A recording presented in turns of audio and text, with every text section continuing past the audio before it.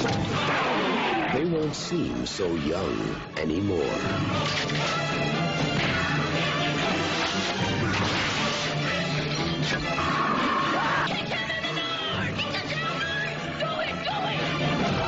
The Monster Squad. Wolfman's gone mad. Fred Dekker a écrit le scénario et réalisé le sympathique Extra Sensu qui sortira en 1986 et qui sera présenté au Festival Fantastique d'Avoriaz. Il parodie et rend hommage aux productions de science-fiction des années 50 et 60. Et malgré quelques longueurs et son côté un peu trop old school, le film est devenu culte avec les années. Dans la foulée, Fred Dekker propose au scénariste Shane Black, avec qui il a partagé les bancs de l'école, et dont ce dernier vient de vendre son scénario de L'Arme Fatale, de collaborer avec lui sur la réécriture d'un script nommé Monster Squad, car trop onéreux pour ses producteurs. Fred Dekker le réalisera lui-même. Le film sortira en 1987. Le film raconte l'histoire d'un groupe de copains passionnés de cinéma d'horreur qui ont créé le Monster Club pour échanger de leur passion commune.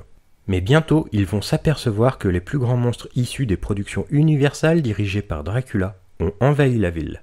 Grâce à leur connaissance et à un livre rédigé par Van Helsing, qui n'a pas pu stopper Dracula dans le passé, ils vont tout mettre en œuvre pour les chasser. Le film s'ouvre sur un prologue qui rappelle les plus belles heures de la Hammer et nous promet un beau spectacle à venir. Ce film suit les succès et reprend la formule des films Amblin avec ses bandes de copains à vélo tels E.T. ou les Goonies. D'ailleurs, nous pouvons remarquer quelques similitudes avec ce dernier, les Goonies de Richard Donner, qui partagent la présence de Peter Iams à la production, notamment sur les différentes personnalités et les traits physiques de la bande de gamins.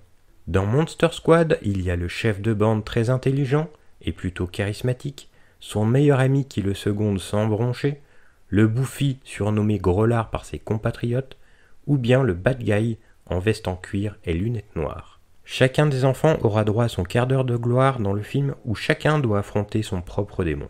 Comme dans ces productions de l'époque, les adultes sont ici absents, plus ou moins inutiles et moins intelligents que ces héros en culotte courte, et les enfants prendront le rôle de protecteurs envers les parents. Même si les héros sont jeunes, le film ne s'adresse pas forcément qu'aux enfants, car son scénario n'infantilise pas ses héros, donc permet aux adultes de s'identifier. Le scénario offre même quelques séquences de pure frousse. Côté monstres, issus des productions Universal, nous retrouvons le comte Dracula en chef des monstres, mais aussi la créature de Frankenstein, la momie, le loup-garou et la créature du lac noir. Ces monstres ont déjà été réunis au cinéma dans La maison de Frankenstein de Earl C. Kenton en 1944. Certains effets spéciaux sont plus réussis que d'autres, soutenus par ces maquillages de grande qualité, signés Stan Winston. Certains costumes ne sont pas des plus beaux, notamment celui du loup-garou, mais d'autres, comme celui de la créature du lac noir, la momie ou la créature de Frankenstein, sont magnifiques.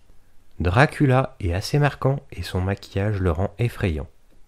Le film est bien rythmé et sans temps mort, il va droit à l'essentiel et il ne dure que 1h15.